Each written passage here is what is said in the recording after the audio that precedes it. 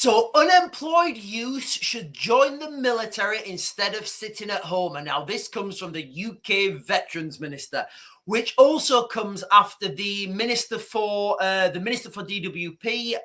They called the exact same last month. Ladies and gentlemen, look, we can see the writings on the wall here. We can see what's coming. Remember, I don't think conscription is going to be an actual thing, but I do think, and I see the pathway to make it very difficult for people not to join the military. Just look at what is happening right now to the United Kingdom.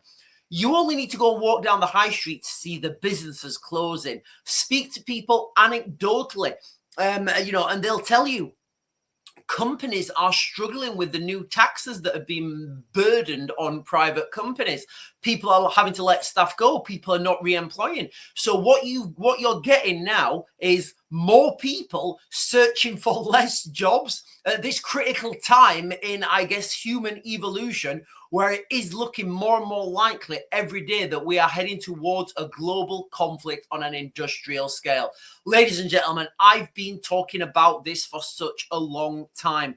I've been giving you guys the dates that this is coming, and just try and visualize where we are going to be at. And I'm talking the United Kingdom now, but this pans out into Europe as well. Imagine where we are going to be by this summer. We're not even in the middle of April yet, and already these taxes are driving people into unemployment. They're making it, and listen how absurd this sentence is, they're making it so people can't afford to work. I mean, what even is that? What is it how have we got into a situation in this country where people who were previously self-employed, for example, the example I gave yesterday, I think on yesterday's live stream was, if you are a self-employed gardener, you've got a van, you've got some equipment, right now, I don't see how you can keep working because vehicle taxes going up, all these taxes are going up. There's a huge tax burden on you and yourself now. Now, double that up with the fact that private landlords now have to put their rent up every time they renew their lease. They have to put that rent up. They have to do that, guys, because you know what? The government can raise their taxes on private landlords whenever they want, and they do. So as a private landlord, they have to raise their taxes. They have to raise their rent. The price of everything is going up, ladies and gentlemen. And when the government talk about having to restructure the financial order of the United Kingdom, that kind of means more taxes. Unfortunately, this is the direction that we are headed, and I believe we are at we have been at the simmering point since summer. I believe, and I've said it on so many videos, I'll link a few of them at the end because there would be literally too many to link. I believe this summer, 4th of July, in Cardiff, you're going to start to see the first skirmishes of that blow over. So unemployed youth should join the army instead of sitting at home, says Veteran Minister. Young people, what do we define there as young people? I'd like to understand that. Young people not in education or work urged to consider a career in the military. Unemployed young people should join the army instead of sitting at home, the Veterans Minister has said. I'll link these articles in the description. I will link these articles. Sorry, guys, I've not been caffeinated fully this morning. I will link these articles in the description below. So now I have to be quite honest, guys, all right? I joined the army at 16, and it was difficult. I stuck there for, I left in, when did I leave?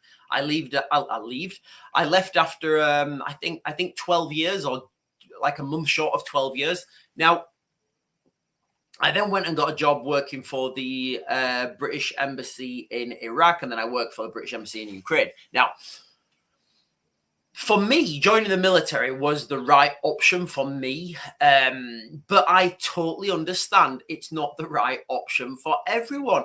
And if we force people to join the military, then what you're going to have is you're going to have a ton of people that don't want to be in the military, and then you'll get some sort of something drop down from the top above to say, right, listen, you need to make sure that you get this many numbers in. And that's what will happen.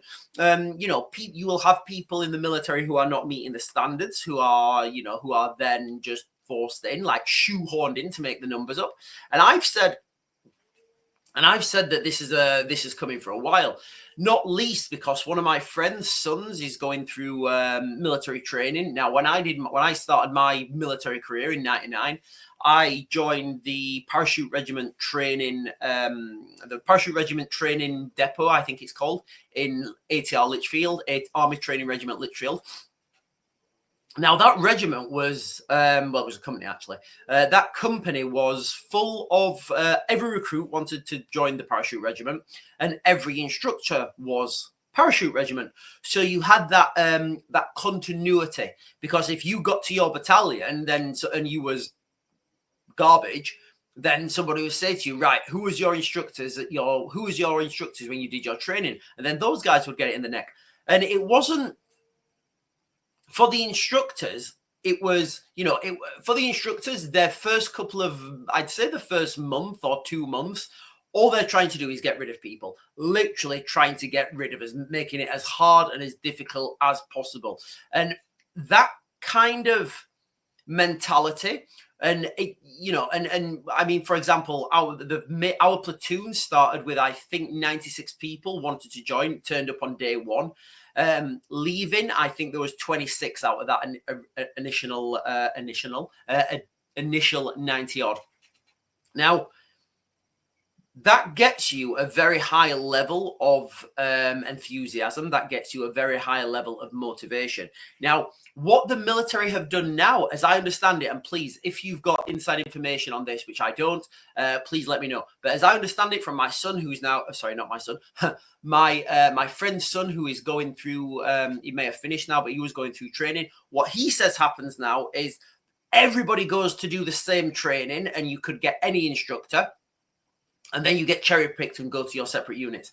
Now, I said to him, because this has been happening for a while now, a good 6 months. Now, I said, wow, that is because the military are restructuring themselves to train people en masse. So now the way that, and again, listen, this is just me speculating.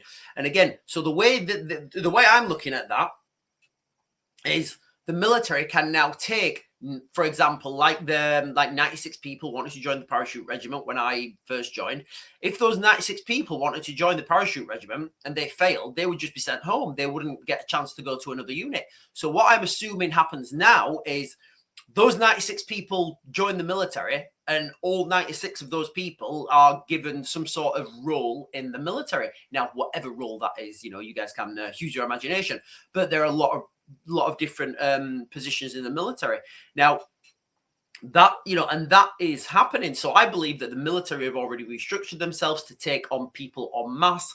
I think this year, what we're actually seeing now, the reality of the United Kingdom is that it's already happened. On the 1st of April, we had the new taxes. And again, I know I've mentioned it a few times. My sister's vehicle tax went up from,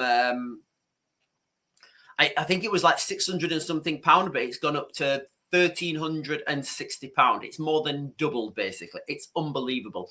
Like, that is not sustainable. There are so many taxes that came in on the 1st of April. Now, again, Trump's tariffs came in on the 2nd of April. Now, if you understand where this is going to go, employers are going to get hit by these taxes as well.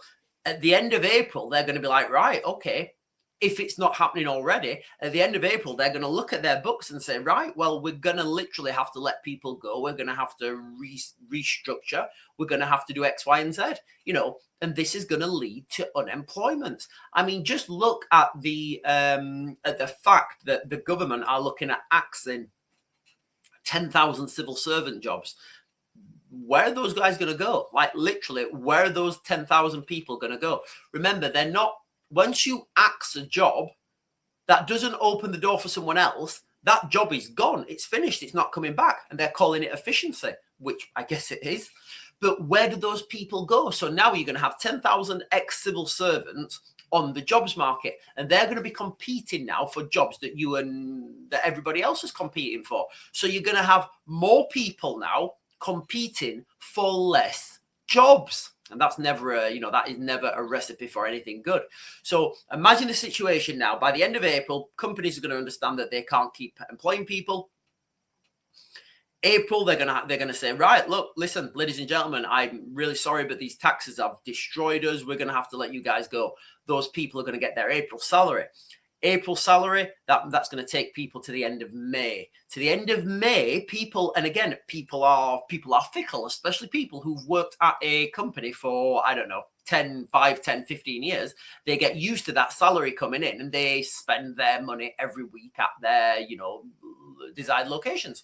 Now, they're going to be moving forwards. And then at the end of May, they're going to be like, oh, yeah, I'm getting no more money coming in. Right. Okay. I guess I'm unemployed now. What do I do?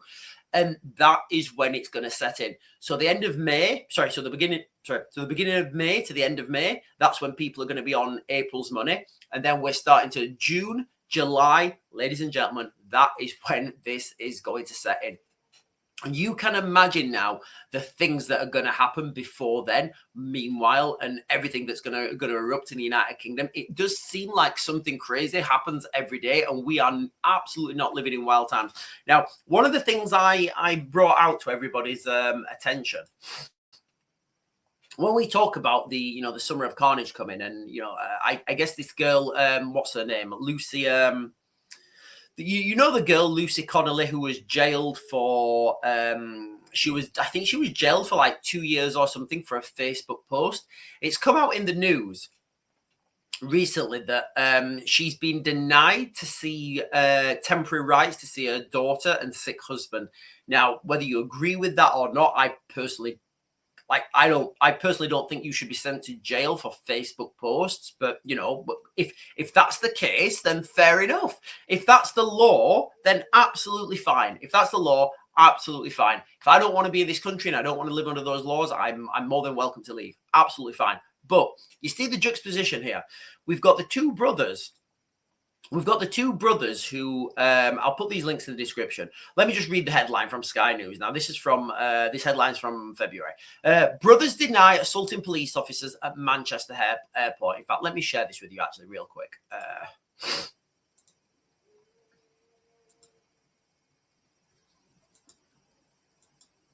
So when you contrast this with, with people getting sent to prison for Facebook posts and doing not just a couple of days or a couple of 10 days in remand or something, we're talking serious sentences now for prisons, for putting things on Facebook. Now, whether you agree with that, it's totally up to you. If that's the law, fair enough. That's the law. If I don't like it, I can leave this country. Brothers deny assaulting police officers. Now, these two gentlemen, obviously, they've been arrested now, and I'm just gonna. So this case is trial. A trial scheduled to last 3 weeks has been fixed for the 30th of June. So let's take that into consideration, then, ladies and gentlemen. So the 30th of June, that lasting for 3 weeks. So they're going to get sentenced at the back end of June. Sorry, at the back end of July. So just when the summer holidays have started. Now, again, you can look at these things and say it's coincidence. You really can. You can look at these things and you can say it's coincidence. But the reality is, I've done many videos and I've talked about subversion and how the United Kingdom is being subverted now. You can argue who's doing the subverting. I genuinely don't know. I thought I knew who it was, but now I'm not so sure. But if you understand subversion and how to cause as much social collateral as possible, that is prime protesting time. Right there and then, that trial. That's when people are breaking up for the 6 weeks. Kids are breaking up for the 6 weeks holidays. That's when people are going to the pubs with their mates in the day.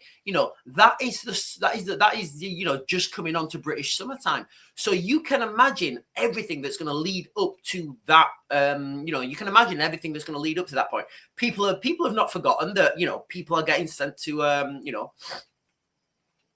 People have been sent to prison for Facebook posts. Okay, fine. If that's sentencing, if that's how harsh sentencing is in the United, and listen, I'll be quite clear. I think the sentencing in the United Kingdom for some things is ridiculously lenient. But if we're in a country now that we've got harsher sentencing, I'm all for that. I'm all for people who commit crimes to be use the court system as a deterrent.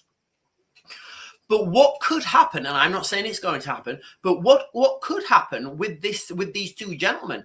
If these guys are given if anything, these guys need to be given, like, if we're saying Facebook posts is 2 years plus in jail, then what are these two guys going to get if it is true that they're found guilty of? And again, I've seen the videos. I don't know how they can, I've seen the videos, but if it's found true that they did assault police officers in Manchester Airport, then by my reckoning, that's at least like 5 years in jail, like at least. If people are getting given 2 years plus for Facebook posts. But the timing of this is key, ladies and gentlemen. And again, you have to understand subversion. Nobody really cares about whether these guys go to prison or not. What people care about is how we can affect the public, how we can subvert the public into thinking whatever. Now, if these guys get a very lenient sentence or a suspended sentence, can you imagine the feeling of among the can you imagine the simmering pot, how that simmering pot's going to be when people are out with their friends, they're talking? It's just going to give more fuel to this summer of carnage that's coming. Ladies and gentlemen, listen, I'm going to leave that there. The crux of this video was that more ministers now are calling for unemployed young people, I guess. Unemployed, and I'll put all these links in the description. Unemployed young people to join the military. I do think there's going to be a big military recruitment campaign coming. And also looking at this situation holistically, everything put together, the dates, the times, everything is key to head towards that same summer of carnage. Ladies and gentlemen, I believe it's going to start we're going to see the first skirmishes on the 4th of July in Cardiff.